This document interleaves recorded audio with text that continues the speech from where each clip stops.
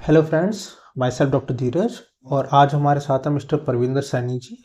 इनका 1 साल पहले हमने THR ऑपरेट करा था और इनको हमने लगभग 1 से 1.5 महीना हाई परफॉर्मेंस रिहेबिलिटेशन ट्रेनिंग दी थी। आइए अब हम इनसे जानेंगे कि 1 साल बाद इनकी लाइफस्टाइल कैसा है और किस तरह की एक्टिविटीज ये कर पा रहे हैं। बताइए मिस्टर सैनी जी अपने बारे में थोड़ा। सर प्राइमरली मेरा फर्स्ट THR 2017 में हुआ था और उसके बाद आई डोंट नो कि वो क्या मतलब ऑपरेशन ठीक हुआ कि नहीं हुआ। ओके। लाइक 2017 से लेके टिल 2023 मार्च, क्योंकि मार्च 2023 में मेरी सर्जरी थी होली के जस्ट नेक्स्ट डे। ओके। तो उसके बाद it took me around 3-4 months to recover, क्योंकि मेरा रिवीजन THR था ये। एंड मेरा जो वो पहले सॉरी टू इंटरप्ट यू, वो पहले वाला जो ऑपरेशन हुआ था आपका, तो वो कहाँ पर हुआ था आपको? वो मेरा हुआ था वेंकटेश्वर हॉस्पिटल दिल्ली में, द्वारका में। द्वारका में। यस। और उसके बाद आपको फिर दिक्कत आनी कब से स्टार्ट हुई उसके बाद से मुझे इनफैक्ट अगर मैं बोलूँ तो मुझे डे 1 से ही लगा कि ये जो है पावर नहीं आ रही है। मतलब अभी सर्जरी रिसेंटली हुई है, बट उसके बाद मैं वो लात को इनफैक्ट मतलब कि आई कैन से कि मतलब सेंटीमीटर भी ज्यादा बनूंगा, मैं उसको मतलब लिफ्ट ही नहीं कर पाता था। मतलब तो वॉशरूम कैसे जाते थे उस टाइम? सपोर्ट होती है बेसिकली, वॉकर से तो इनिशियली था राइट बेसिकली। और 6-8 महीने के बाद तो then I switch to that जो बैसाखी इसको कहते हैं, तो जो एक सिंगल तो उसको लेके चलता था। तो आपको एक स्टिक लेनी पड़ी after 6 month of the operation. हाँ, महीने बाद तो आपको स्टिक लेके चलना पड़ रहा था। स्टिक तो सर मेरी मतलब हमेशा ही मेरे साथ थी। मतलब अच्छा, पहले वाले ऑपरेशन में इतना था कि 5 साल तक वो स्टिक लेके चलना हाँ, मैं स्टिक लेके चलता था। मतलब अगर सपोज मुझे कहीं जाना हो, मुझे पता हो कि मैंने सपोज जैसे सपोज अभी गुरुद्वारे गए पंजाब में या कहीं पे, तो मुझे वो स्टिक मैं डेफिनेटली मेरी गाड़ी में साइड में मैं स्टिक रखता था। और गाड़ी से उतरती पहले स्टिक निकालूंगा, फिर मैं उसके बाद में तो उसमें क्या कि मैं मेजोरिटी जो मेरा वेट था I used to put it on my right shoulder और लेफ्ट में वजन कम रखता था। तो उस चीज देन फिर आप हमारे पास 2023 में आया। हाँ जी सर, 23 में आए थे आप। तो सर उसके पीछे भी मैं आपको बताऊं तो मैंने काफी मैं वेंट टू फोर्टिस इन वसंत कुंज। वहां मैंने जो एक सॉफ्ट टिश्यू इंजेक्शन का जो करते थे वो ट्रीटमेंट ऑलमोस्ट 6-8 मंथ्स किया, बट मुझे कोई फर्क नहीं पड़ा। जी सर, बिल्कुल सर। देन उसके बाद फिर तो उसके बाद सर उसके बाद क्या हुआ कि फिर मेरी जो जॉब थी आउट ऑफ स्टेशन थी आफ्टर कोविड, तो चेन्नई में। तो जब भी मुझे ट्रेवल का मतलब ट्रेवल ये बोलूंगा, अगर आप मुझे बोलोगे कि एक कप कॉफी पीनी है तो मैं आपको मतलब I would be kind of reluctant. मतलब कोई सोशल इवेंट हो, कोई लंच हो, डिनर हो, मतलब मैं कहीं भी मतलब मेरा ये होता है कि मैं जहां भी जाऊं मेरी गाड़ी उस गेट तक जानी चाहिए। मतलब मैं वो मेरा फर्स्ट कंसिडरेशन था कहीं भी जाने आने के लिए। वो एक सेफ जोन था। हाँ, मतलब क्यों हो गया कि मुझे उसमें था कि चलो अदरवाइज मुझे टफ होता था जाना। तो फिर मैं ऐसे करते करते वो चीज मेरे माइंड में बिल्डअप होती गई और मुझे नॉर्मल ट्रेवलिंग, जॉब, ऑपरेशन सब में मुझे दिक्कत आ रही थी। मतलब and it used to keep myself also very demotivated also in life. ये डेफिनेटली होता है कि व्यूअर्स देखो, जो पेशेंट इस बीमारी से जूझ रहा होता है ना, उसके ऊपर काफ़ी सारा मेंटल प्रेशर क्रिएट होने लग जाता है धीरे धीरे, क्योंकि वो एक नॉर्मल लाइफ एंजॉय नहीं कर पाता जो एक इंसान को करनी चाहिए। ठीक है, ये काफ़ी इंपॉर्टेंट होता है जब आपके नियर बाय हुड्स में आप देखते हो नॉर्मल लोगों को चलते हुए, बैठते हुए, पार्क में एक्टिविटीज़ करते हुए, तो आपकी एक अंदर से फीलिंग भी आती है कि मेरे में ऐसे कौन सी कमी रहेगी जो मैं नहीं कर पाया। ठीक है, एंड जब आपको सॉल्यूशन नहीं मिल रहा होता फिर साइड में डॉक्टर से कंसल्ट करते हो, वहाँ पे एक एक्यूरेट सॉल्यूशन नहीं बताता और जो ऑपरेट हुआ है वो सक्सेसफुल नहीं हो पाता। ये काफ़ी एक नेगेटिव पीरियड रहा होगा आपके लिए। सर बिल्कुल नेगेटिव पीरियड काफी रहा और उसमें फ्रस्ट्रेटेड रहना, कोई छोटी छोटी बात पे मतलब इट वाज लाइक ऑल हो जाना, टोटली अपसाइड डाउन। कोई मेरी बात कुछ लगे तो हर चीज मतलब कोई मतलब इसके वाइफ बोले कि हाँ चलो जी यहाँ जाना है, तो मतलब मैंने मतलब आई वाज नॉट इंटरेस्टेड। मतलब अंदर से एक फीलिंग आने लग तो मतलब मुझे लगता है कि यार ये मेरी पेन समझते नहीं है और मैं मतलब दे आर एंजॉयिंग एंड मैं पेन में हूँ। मतलब दैट वाज द थिंग। ठीक। सो ये था सर। देन उसके बाद हमारे पास कैसे आना हुआ फिर? सर उसके बाद thanks to you and doctor Pankaj की आप लोग जो इन्फॉर्मेटिव वीडियोस डालते हैं और मैं आज भी आपके सारे पोस्ट और वीडियोस देखता हूँ बेसिकली। सो मेरा था कि मेरा रिवीजन होना था। So I was initially impression कि रिवीजन जो है होता नहीं है, ये just once in lifetime operation है, सक्सेसफुल या नहीं। एंड मेरे दिमाग में था कि ऑपरेशन सक्सेसफुल होता ही नहीं है। डेफिनेटली आपको 5 साल वो नेगेटिव चीज में तो वो था कि बट फिर डॉक्टर साहब से मिले, उन्होंने दिखाया and you know by God's grace आज मतलब like I am walking around 8 to 9 kilometres every day in the morning बिना किसी प्रॉब्लम के। मेरा थोड़ा वेट भी 10 किलो कम हुआ नॉर्मल एक्टिविटीज के आने के बाद में। अभी हमारे पास आए थे ऑपरेशन के लिए, तब हमने आ रहा सबसे बड़ा कंसर्न था इनके लिए कि सर वेट लॉस जरूर करना आप। जैसे ही हम आपको नॉर्मल लाइफ में लेके आएंगे आप कोशिश करना अपना वेट लॉस, क्योंकि उस टाइम पे इनका वेट अप्रोक्सीमेट 102 था।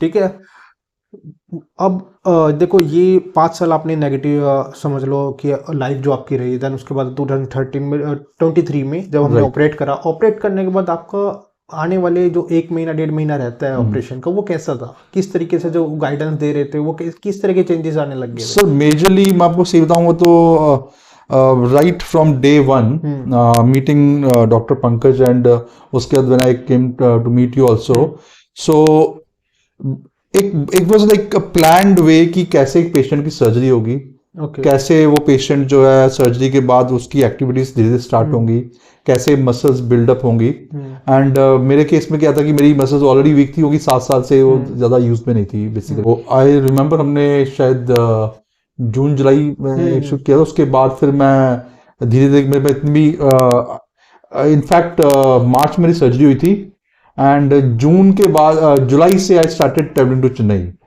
एंड फिर कॉन्फिडेंस बिल्ड हुआ। फिर मैंने इवन सितंबर मैंने वहां पर मैंने एक हाउस भी रेंट पे ले लिया। तो मतलब अभी क्या है कि जैसे मैं अभी आया हूँ, कल मुझे जाना है, तो मतलब अभी मुझे कभी भी ट्रेवल करना पड़े, ट्रेन में करना पड़े, फ्लाइट में करना पड़े, तो मुझे कोई प्रॉब्लम नहीं है कि मैं नॉर्मल इंसान की तरह मैं ट्रेवल कर सकता हूँ बिना किसी प्रॉब्लम के। और आपकी लाइफ चेंजिंग जो इवेंट्स रहे, जैसे कि आपने मुझे अभी शेयर किया था कि आपका स्टिक के साथ 6 महीने पिछले वाले ऑपरेशन में चलना पड़ा, हमारे वाले ऑपरेशन में वॉकर से स्टिक कैसे चेंजेस आए थे? वो सर वॉकर से तो मतलब लगता है कि मुझे almost around almost a month, क्योंकि मेरी रिवीजन थी शायद थोड़ा, उसके बाद मैं सिंगल स्टिक पे आ गया था।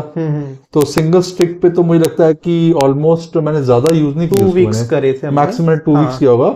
उसके बाद मैं चलना शुरू हो गया था। और अभी इनफैक्ट मैं आपको सही बताऊं तो जब मैं सितंबर में चेन्नई गया था, आई टेल यू समथिंग, मेरा कलीग है वो भी उसी सोसाइटी में आता है, तो उसने अभी मतलब वही मतलब मुझे उससे खुद बोला कि आप used to see me walking, right? वो भी सुबह मॉर्निंग वॉक करते थे, तो he said कि now your walk has improved tremendously, लगता ही नहीं कि आपकी सर्जरी हुई है। That's so that is what I was being told by that guy basically। ये जो रिकवरी, ये हम अपने पेशेंट को, हर एक पेशेंट को हैंड होल्डिंग सपोर्ट के साथ देते हैं। हैंड होल्डिंग सपोर्ट का कहने का मतलब ये है कि ऐसा नहीं कि सिर्फ सर्जरी के और पेशेंट को छोड़ दिया। हम सर्जरी के बाद पेशेंट से दिल्ली का हो, दिल्ली से बाहर का हो, ठीक है, उससे फर्क नहीं पड़ता। फर्क इस बात से पड़ता है हम पेशेंट को ट्रेनिंग से लेकर through out the recovery stage तक हम अपने अंडर ही रखते हैं उसको।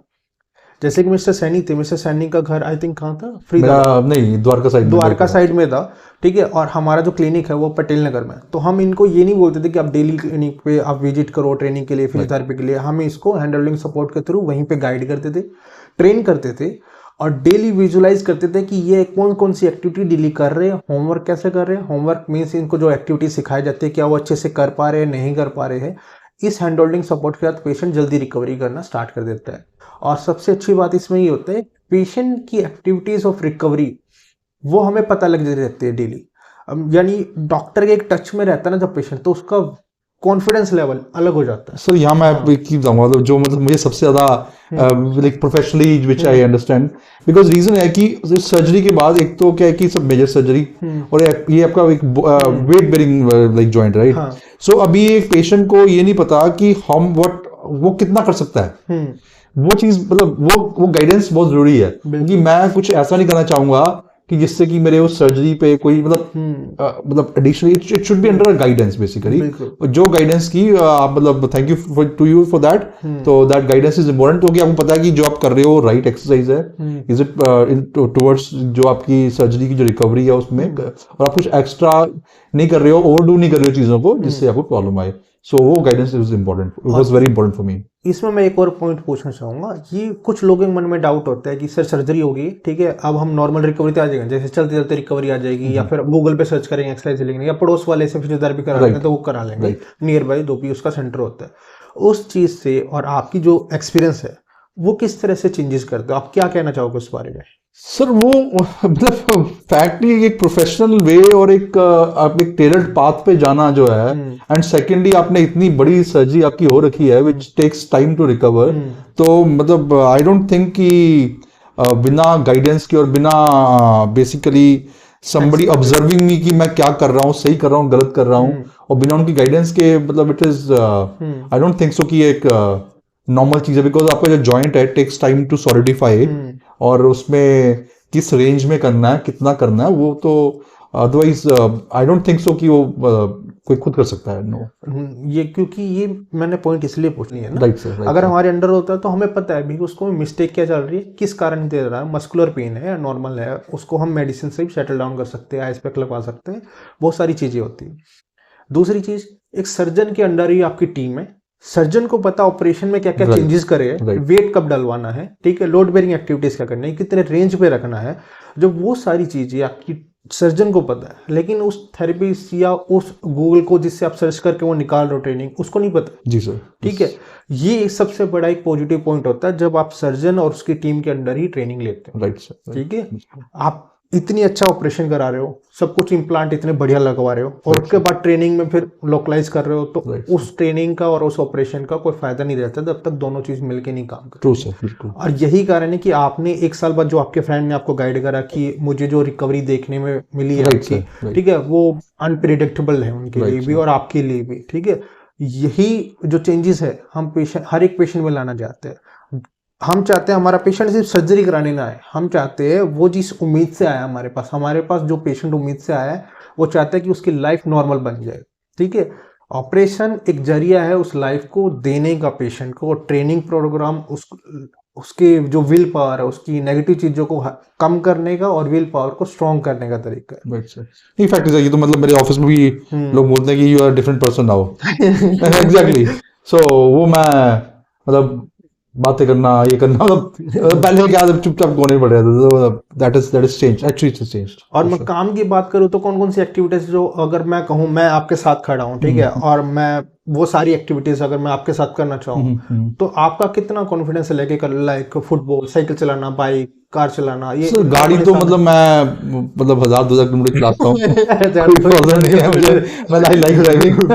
तो बाकी साइकिलिंग मेरे पास घर पे अभी स्टैटिक साइकिल है, साइकिल में थोड़ा रोड पे इतना बड़ा, क्योंकि ट्रैफिक को देखे चेन्नई में थोड़ा ट्रैफिक थोड़ा डिफरेंट है, तो but normal static cycling, stairs चढ़ना, 8-9 फ्लोर चढ़ना, कोई प्रॉब्लम नहीं है। 8-9 फ्लोर काफी ज्यादा हो जाता है, बल्कि नॉर्मल पेशेंट या नॉर्मल लोग तो 2 फ्लोर पे ही थक जाता है, वो कहते हैं कि अब नहीं चढ़ा जाएगा। मैं तो कल ही मैंने 11.4 किलोमीटर मैंने वॉक किया शाम को, तो which is there. So thank you viewers, I hope ये एक इंफॉर्मेटिव वीडियोस है उन सभी पेशेंट्स के लिए, ठीक है, जो इस तरह का ऑपरेशन कराते हैं, और उनके लिए एक आई ओपनिंग भी है कि उनकी लाइफ में किस तरह की अचीवमेंट्स वो पा सकते हैं, और किस तरह की ट्रेनिंग, अगर सबसे अच्छी ट्रेनिंग ले, अगर अच्छा ऑपरेशन कराए, तो एक नॉर्मल लाइफ लाने में उनको ज़्यादा मेहनत नहीं करेगी।